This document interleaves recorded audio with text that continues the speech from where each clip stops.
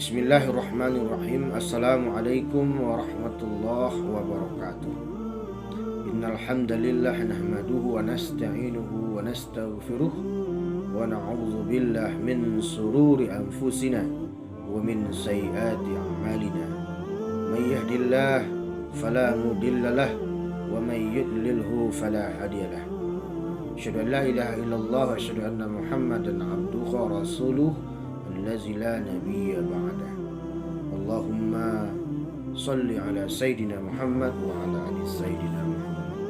Qala Allah ta'ala fil Qur'anil Karim, a'udzu billahi minasy syaithanir rajim. Bismillahirrahmanirrahim. Walan tarda 'ankal yahudu walan nasara hatta tattabi'a millatahum. Masyarul muslimin rahimakumullah, segala puji dan syukur hanyalah milik Allah Subhanahu wa ta'ala. Salawat beserta salam untuk Nabi kita Nabi Muhammad sallallahu alaihi wasallam.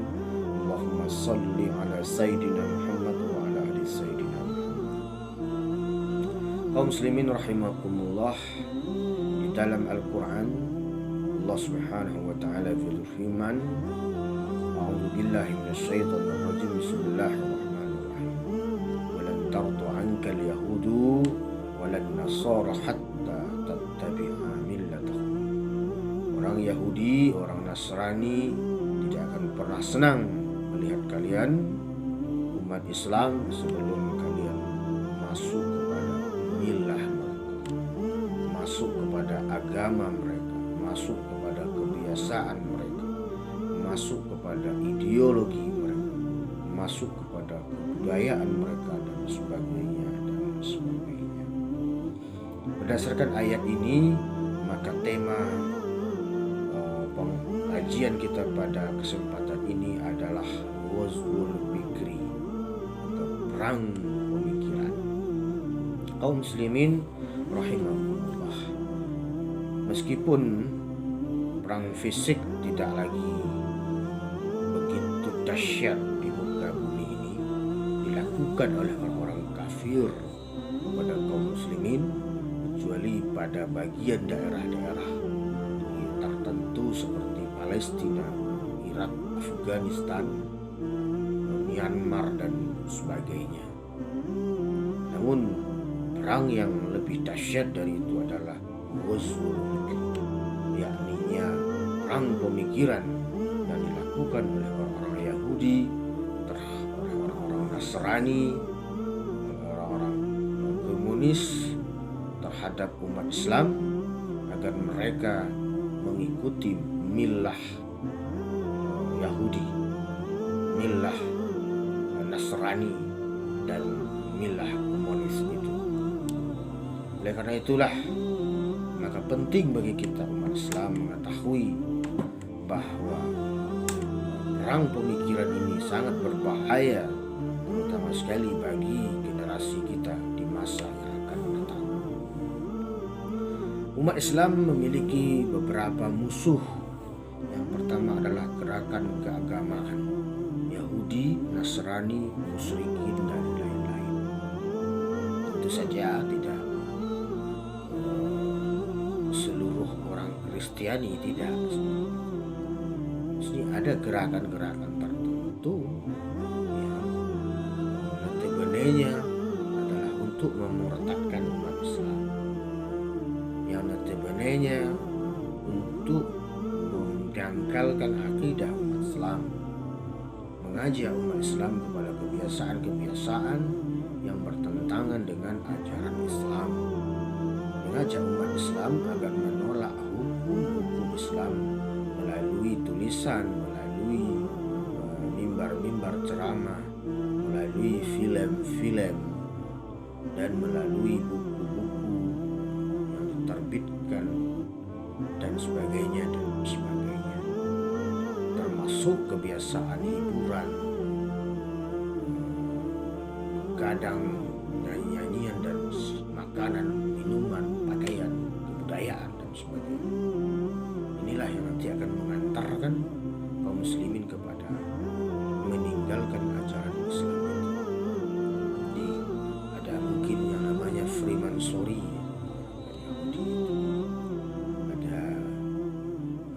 gerakan pemurtadan, kemudian ada gerakan komunis berupa PKI.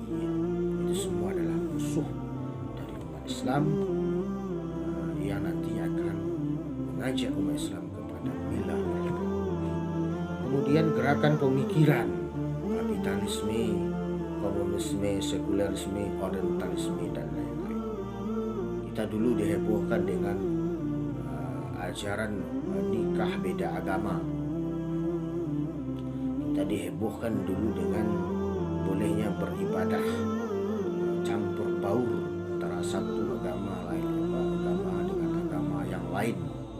Kemudian kita dulu dihebohkan juga dengan munculnya nabi-nabi palsu, dihebohkan dengan munculnya pemikiran-pemikiran sekuler yang mengatakan kalamullah baharu, kalamullah itu tidak kekal.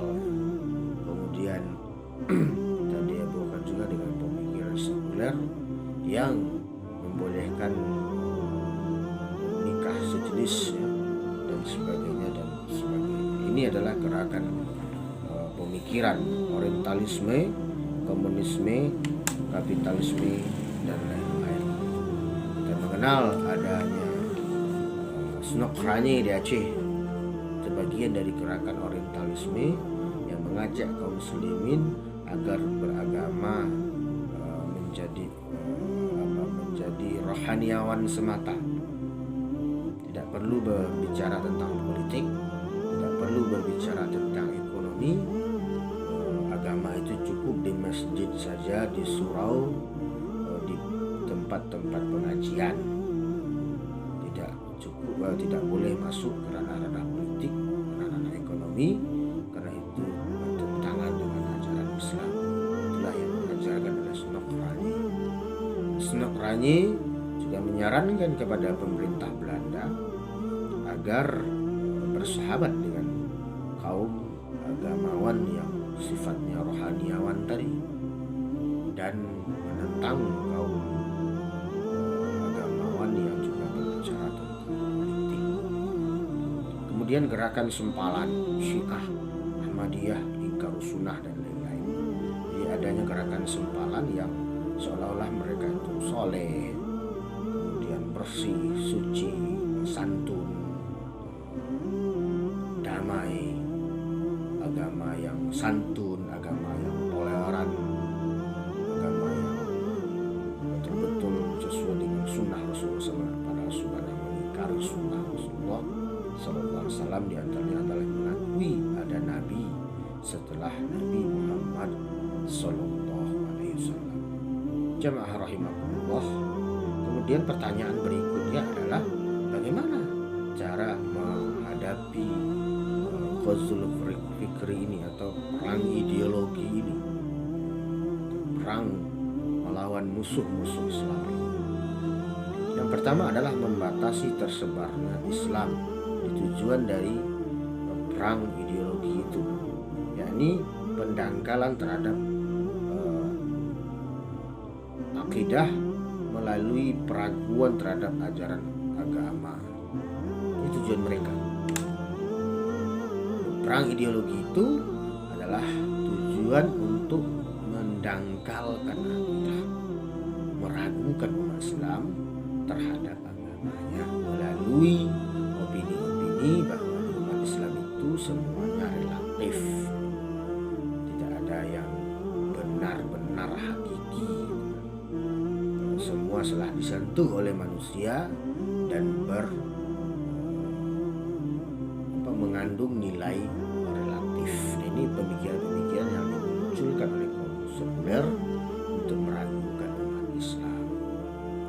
Kemudian taswih, pencemaran, menggambarkan Islam secara buruk dan keji atau fobia, sehingga umat Islam ini takut dengan agamanya sendiri, takut dengan ketaatan kepada Allah Subhanahu wa Ta'ala, takut dengan gerakan-gerakan Islam yang dianggap sebagai radikal, padahal mengajarkan ajaran sunnah Rasulullah Sallallahu Alaihi Wasallam, digambarkan sebagai teroris, digambarkan sebagai pembunuh yang keji, dan sebagainya.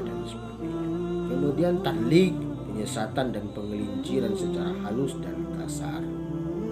Dimunculkanlah tafsir-tafsir hawa nafsu yang disesuaikan dengan keadaan zaman dan disesuaikan dengan keinginan manusia, yang ditulis oleh orang-orang yang bergelar tamatan luar negeri dan sebagainya, seolah-olah itu benar ajaran tersebut. Ajaran itu seolah-olah santun, baca sholawat di dalam gereja, kemudian berdoa di dalam gereja, kemudian takrib, pembaratan atau westernisasi. Amerika itu maju, Amerika itu makmur, mari kita tiru Amerika itu. Mengapa kita memusuhi Amerika, padahal Amerika itu sudah kuat, sudah maju betul ya. Itu dari sisi sains, dan sains itu bersifat universal. Tapi kebudayaan, keyakinan mereka, kebiasaan mereka jauh di bawah kita. Bahkan tidak perlu untuk kita contoh budaya mereka. Mereka adalah free sex, yang membebaskan seks atas dasar suka sama suka. Mereka minuman alkohol, mereka kemudian menyembah berhala dan sebagainya, dan itu tidak perlu dipaksakan kepada kita umat Islam. Mereka hidup bebas, glamouran, hiburan, pesta pora, minum keras, narkoba dan segala macamnya, makan babi dan segala macamnya. Pakaian mereka telanjang, itu tidak perlu kita bawa ke negeri kita, lalu kita ajarkan pula kepada umat Islam. Tapi kalau sains universal, yang bersifat bersama. Kemudian di dalam hadis riwayat Abu Dawud, Rasulullah SAW bersabda, "Man tasyabbaha biqaumin fahuwa minhum." Barang siapa yang meniru suatu kaum, maka ia termasuk salah satu dari hadis riwayat Abu Dawud. Selanjutnya adalah merusak dari dalam. Nah, ini penyebaran paham sekulerisme ke kampus-kampus, ya, pemisahan antara kehidupan duniawi dengan kehidupan ukhrawi, penyebaran paham nasionalisme, negara di atas segala-galanya, bahkan negara pun bisa meminggirkan agama. Seseorang yang berkeyakinan harus lebih mengutamakan negara dibanding Allah Subhanahu wa Ta'ala. Disampaikanlah dalil-dalil palsu, ya, dibuat agar kemudian orang semakin yakin dengan ide nasionalisme itu. Perusakan akhlak atau pendangkalan moral dengan berbagai media, sarana makanan, pakaian, kebiasaan, seks, nyanyian, sejarah, olahraga, dan lain-lain. Solusi untuk menghadapi itu semua, pertama adalah menanamkan akidah. Bagaimana caranya? Ngaji, halaqah, kemudian hadiri wirid yang mengantarkan kita kepada ma'rifatullah, mengenal Allah Subhanahu wa Ta'ala, atau yang disebut oleh Syekh Tajuddin An-Nabhani itu dengan thariqul iman, jalan menuju iman. Itu akan menanamkan akidah yang kokoh, akidah yang produktif, sehingga kita menjadi manusia yang ideologis, mempertahankan akidah kita hidup dan mati kita karena Allah Subhanahu wa Ta'ala. Dan kita pun akan menyatukan antara kehidupan dunia dan kehidupan ukhrawi. Mengencarkan dakwah Islam mana-mana. Apabila misalnya Obama itu kemana-mana berbicara tentang demokrasi, kemudian orang-orang komunis berbicara tentang keteraturan atau ide-ide anti Tuhan, agama itu hanya candu, agama itu hanya mengganggu kemajuan, maka kita umat Islam juga harus kemana-mana berbicara tentang Islam adalah agama agama solusi. Islam adalah agama ideologis yang nantinya mengantarkan kepada barokah di dunia, barokah di akhirat. Kemudian menggalakkan pendidikan Islam, mendakwahkan ide-ide syariah, ide-ide khilafah. Itu penting ya, untuk kemajuan umat Islam di masa yang akan datang. Termasuk di dalamnya menanamkan pentingnya pelaksanaan syariah secara total. Kafah udkhulu fis-silmi kafah.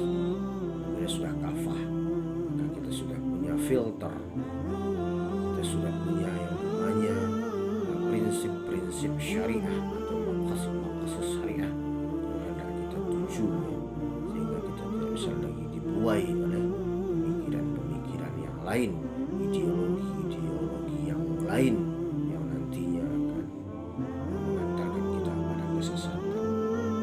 Kemudian yang salah pentingnya adalah menyadarkan umat Islam tentang bahaya ghazwul fikri ini. Harus terus kita gembar-gemborkan, walan tarda angkal yahudu walan nasara hatta tattabi'a millatahum. Masjid-masjid, di musola, di rumah kita, di masyarakat, harus sampaikan bahwa kata lan di situ selama-lamanya. Orang Yahudi, orang Nasrani itu tidak akan pernah senang sebelum kita umat Islam mengikuti milah mereka. Camkanlah itu kaum muslimin rahimakumullah. Semoga kita sadar dan semoga kita bisa bekerja sama demi menggapai kesejahteraan dunia dan akhirat dan demi mendapatkan ridho Allah Subhanahu wa taala. Assalamualaikum warahmatullahi wabarakatuh.